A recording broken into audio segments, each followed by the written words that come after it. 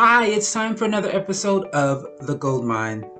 I'm your host, Casey Bell, and today's guest is Johnny Seifert. He's been working in radio for a very long time, and now he has his own podcast called Secure the Insecure.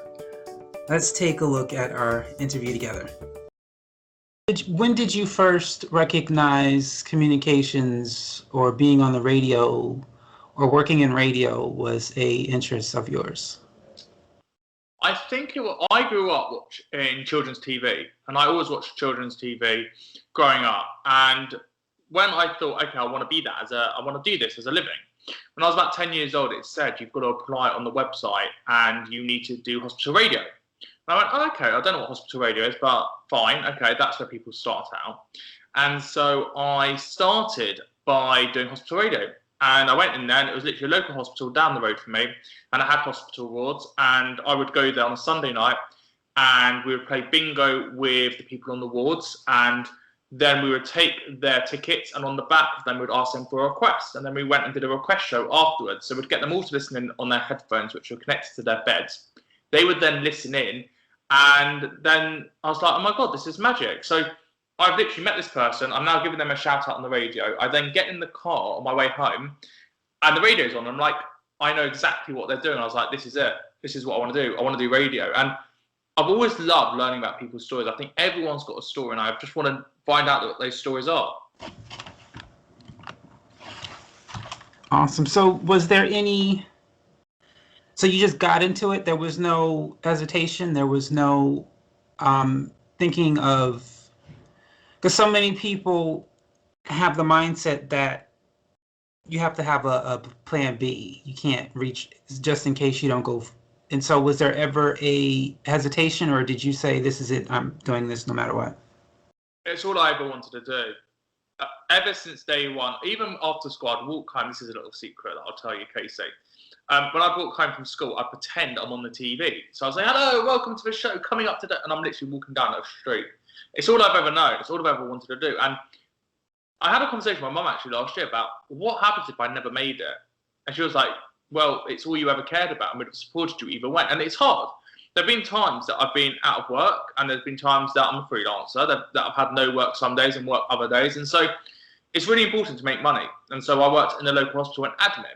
I've done invigilating for school exams. So I've always managed to find little jobs to make little bits of money whilst working towards radio. And if it ever failed and it ever stopped, I'd get a normal job and just carry on trying to work where I can, or doing my podcast, Secure the Insecure, from home with a laptop. So, you know, we've now got those means to an end that as long as you've got money, you can focus on your hobby. This is a hobby to me. I get up every day so excited to go to work. And obviously pre-COVID that I'm meeting celebrities, or I'm off for a lunch somewhere, or I'm going to watch a new theatre show. I get to do all those experiences which no one else gets to do. And I'm doing that for work, but it's actually for me. So yeah, I absolutely love what I do, and there's nothing else I would want to do. What did you have radio experience before your podcast that you're doing now? Yes, I've worked for a national radio station for coming up to 5 years now. So I started there as an assistant producer, then a producer, and then a celebrity producer, and I'm now the showbiz editor for 2 radio stations. What was something you learned during that process that you are using now in your own podcast? The value of listening. When I first started doing interviews and I was on student radio when I was at university, I'd come in with a page document of questions, and it might be 30 questions. And there's no point just going through your 30 questions. Number one, it's going to be far too long. Always try and make interviews about 30 minutes. And secondly, you're not listening. And so I really watched my presenters and saw how their eyes work, saw how they're listening, saw that they might have 3 questions or some bullet points to feed off of. So you're talking about X, Y, Z, and I go, oh, because that happened in that year when this also happened. So it's just always taking that guest on a tangent and just really listening to every single thing that they're saying and not interrupting them, just waiting for that silence, letting it breathe, and then come in and take them on the tangent, because it's all about them and not about you. I like that. So I like the idea of Secure the Insecure. How was that birth? Because it's an amazing concept Was that personal for you, or did someone give you that idea? How did you come up with the idea of helping people? It came originally because, so first, there's two parts to it. So I've always loved helping people. I've always loved giving out advice, but I can't take my own advice. But I love learning about people's stories and their journeys and seeing why they are the way they are. We've all got insecurities. And until you know what that insecurity is, you won't know how they tick and how they talk and why they act a certain way. So, for example, if you have a friend that's always annoyed at you and you're like, but I don't understand what I'm doing wrong. Like, to me, I'm not doing anything wrong. And then you go, that's why they're annoyed, or that's why you're annoyed at them. And sometimes it's like, you need to be able to communicate that and say to them, look, I'm upset with you because this is how you are presenting yourself to me, and this is what I'm feeding off you. So that always that, and I've always loved those conversations.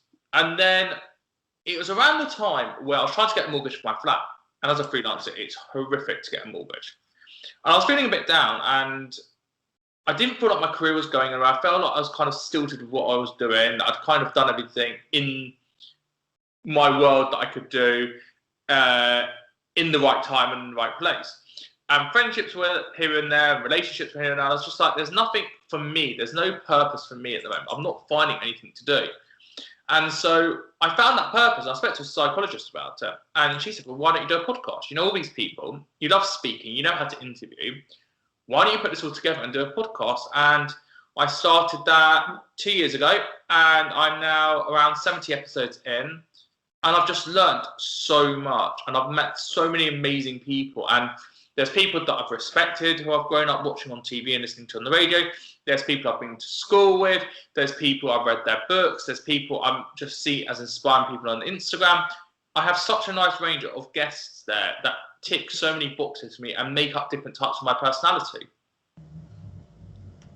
So for me, when I started my podcast, my first podcast, I had intentions, and those intentions are not what the podcast turned out to be. So when you started yours, what were you thinking or hoping would happen, and what actually did happen as far as the results from starting your podcast? I think you've got to work on a couple to find your voice, to find the way, why, and how you speak. So, for example, when I started, it was very scripted. My introductions were very scripted. There'd be kind of go-to questions I'd rely on. For example, what would you call this chapter of your life now? And amazing questions that really get people thinking. What really motivates you? What's your biggest insecurity? And over time, I've realised you don't need to rely on those certain questions. People will just talk, and people are free to talk. And giving someone a platform to just speak and go, look, this is for you. This isn't for me, this is for you. This is a podcast or a piece of audio that you can say to your friends when they say, right, I don't really understand you. And you say, well, look, this is the podcast. Have a listen to this. Then you'll understand what I've gone through. You'll understand the way I am. And sometimes it's just sitting back and going, look, the platform is yours. Just speak. Just tell me about your childhood and take me on that journey. And they will do that. And they will tell. Sometimes people will go, I'll go, right, what happened in your childhood? And they'll go straight to, well, and this is how it led to my career. And I'm like, well, hold on. I want to go back to your childhood. Let's try and go through those little traumas that you got through to get to you where you are. And secondly, not everyone wants to talk about their insecurities. They might want to talk about their career. They might want to talk about life. It doesn't necessarily always need to be an insecurity. And I think with that, what that means is it just allows you to all breathe and to let someone come to you rather than you go to them. What 3 things specifically can you say you gained from your guest that you may use in your own life? Education. I'm educated every time I speak to a guest, just about the way I look at the world. It might be, for example, gratitude. We've done a lot of episodes recently on gratitude. So looking at being grateful for things and practicing being Zen. It is, for example, how to speak to someone who may have lost someone. I've never lost anyone quite close. I've lost my grandpa about 5 years ago, but on the whole, I've not really lost someone really close to me before. So I've not had to actually properly grieve. So speaking to people like that to see how do you open up those conversations? How do you have those conversations? And then I think just staying alert. You know, it's very easy to kind of get cooped up, especially in the COVID world that we live in this year, that you're in this Groundhog Day, that you're not really going from A to B. And so this keeps you grounded. And it goes, do you know what? It's great. I've had a really nice chat today. I've really enjoyed myself. I've learned something new. I can be really proud of that, rather than always trying to do something, because I'm so hard on myself when it comes to work that sometimes you just need to let it breathe. On the technical side, were there any challenges in a podcast as far as was this your first time doing a podcast? Did you understand how to do it, how to record, how to upload, things of that nature, how to edit? Were there any challenges you found along the way?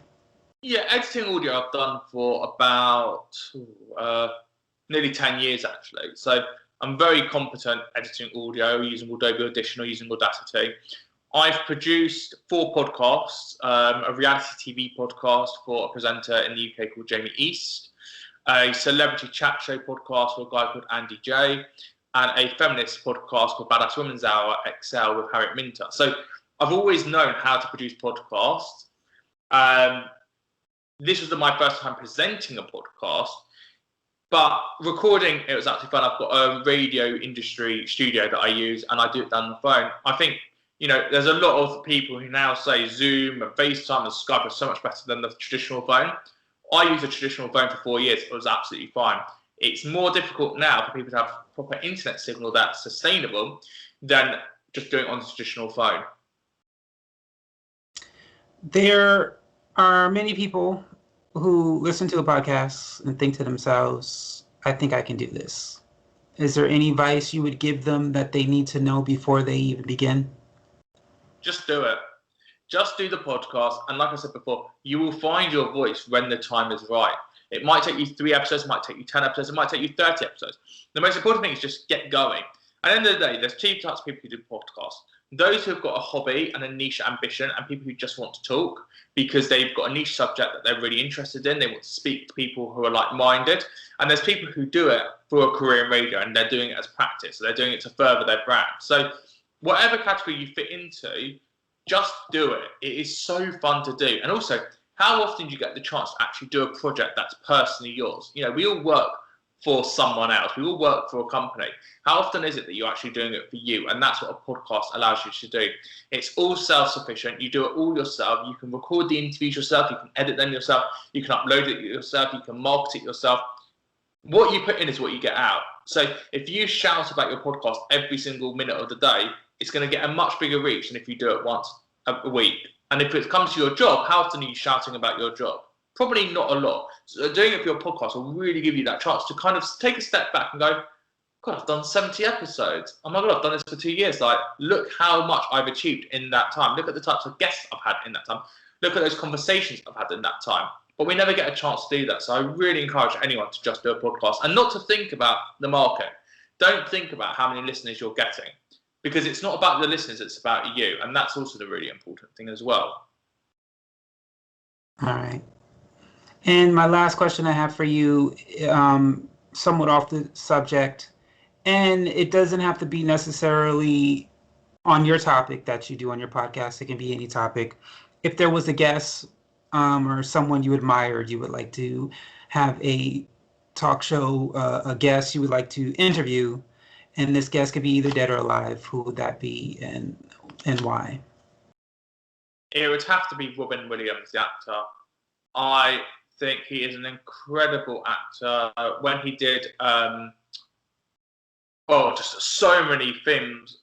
Patch Adams is one of my all-time favourite films. Dead Poets Society, 24-Hour Photo, Mrs. Doubtfire. He was in so many good films as an actor, but also off stage, his mental health and the way he speaks. And if you ever Google Robin Williams quotes, the amount of incredible, inspiring things just really do take a minute to just go, wow, this has actually been lived. And this is someone who can encourage you. I've got quotes all around my flat of him. And yeah, I would just love to have a really deep conversation with him, because actors are showing their acting side and they're hide behind characters, and then off stage they're completely different. And unfortunately, we're still not at a level yet where everyone is so open about their mental health. We're getting there, but we're nowhere near as far as we could get yet. That is it for this episode. Thank you so much for taking the time to view this episode. To all the viewers and to my audience, thank you so much. I greatly appreciate you. And of course, to our guest, Mr. Johnny Seifert, thank you so much for taking the time to share your journey and your podcast with us. Thank you all. Have a great day.